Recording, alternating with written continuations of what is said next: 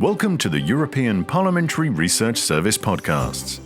Nelson Mandela, Alexei Navalny, Malala Yousafzai, Denis Mukwege, Nadia Murad. What do all these names have in common? They have all been honored with the European Parliament's Sakharov Prize for freedom of thought. Want to know what it's about and who this year's laureates are? Stay with us.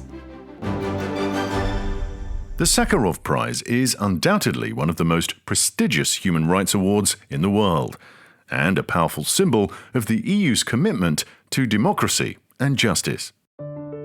Named after Andrei Sakharov, the Soviet physicist and human rights activist, who was also a Nobel Prize Peace winner, it was established in 1988 by the European Parliament to honor individuals, groups, or organizations for their outstanding achievements in defending human rights and fundamental freedoms. Over the years, the prize has been awarded to dissidents, political leaders, journalists, lawyers, activists, writers, mothers, wives, minority leaders, prisoners of conscience, an anti-terrorist group, a cartoonist, a filmmaker, the UN as a body, and even to a child campaigning for the right to education. So how does it work? And how are the candidates selected? Each year, members of the European Parliament or political groups within Parliament nominate candidates. The Foreign Affairs Committee, the Development Committee, and the Human Rights Subcommittee then vote on a shortlist of 3. The Conference of Presidents, a European Parliament body led by the President, which includes the leaders of all the political groups represented in the Parliament, makes the final decision.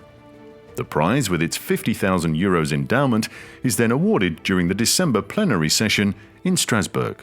And this year's winners are María Corina Machado, leader of Venezuela's democratic forces, and President-elect Edmundo González Urrutia, representing all Venezuelans inside and outside the country fighting to restore freedom and democracy. The other finalists were Dr. Gubad Ibadoglu, an academic and anti-corruption activist in Azerbaijan, and organizations Women Wage Peace and Women of the Sun from Israel and Palestine, respectively.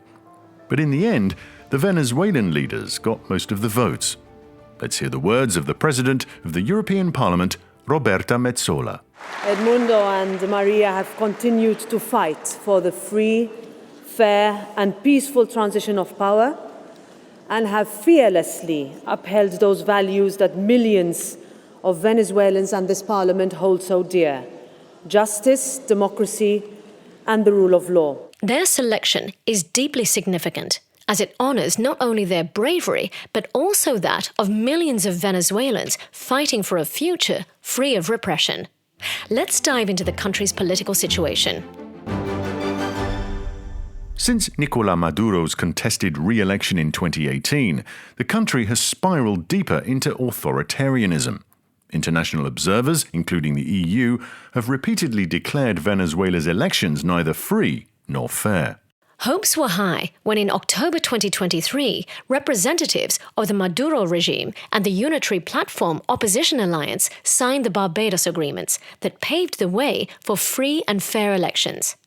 Opposition leader María Corina Machado was overwhelmingly elected in 2023 as the opposition candidate for the 2024 presidential race.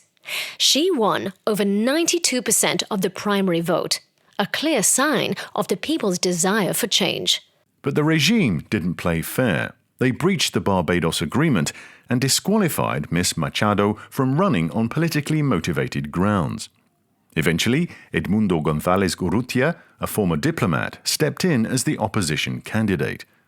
Maduro's regime falsely claimed victory, although international election observation missions clearly stated that the 2024 presidential election did not meet international standards of electoral integrity. Moreover, 80% of voting tallies published by the opposition credibly demonstrate that Edmundo González Urrutia won the election with 67% of the votes cast. This outcome was confirmed by a UN report. Following the elections, the Maduro regime further increased its repression and intimidation to hold on to power by force and violence. At least 25 people were killed, hundreds injured, and thousands arrested for simply exercising their right to protest. María Corina Machado was forced to go into hiding, and Edmundo González Urrutia to seek asylum in Spain after an arrest warrant was issued against him. And these aren't just isolated events.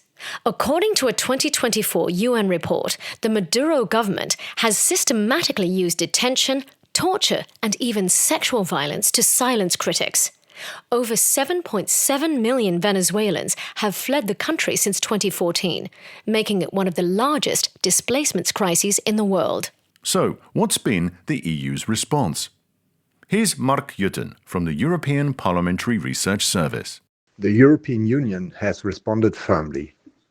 It has imposed sanctions on Maduro's regime and refused to recognize the 2024 election results.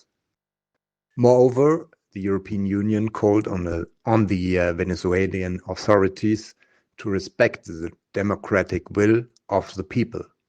They should end the violence, repression, and harassment against the opposition and civil society and release all political prisoners. In September, the European Parliament officially recognized Edmundo González Urrutia as Venezuela's legitimate president and María Corina Machado as the leader of the democratic forces. And this isn't the first time Venezuela's opposition has been honored. In 2017, the Sakharov Prize was awarded to the National Assembly and political prisoners for their courage in standing up to the regime.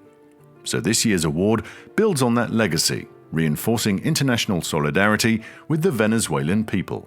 Their fight reminds us why the Sakharov Prize exists: to amplify the voices of those who dare to challenge tyranny and injustice, often at great personal risk. A reminder that the world is watching and that the fight for human rights and democracy will never be ignored. Want to know more? Check out the full briefing by Mark Jutten on the EPRS website or in our app. This is a European Parliamentary Research Service podcast. Thanks for listening.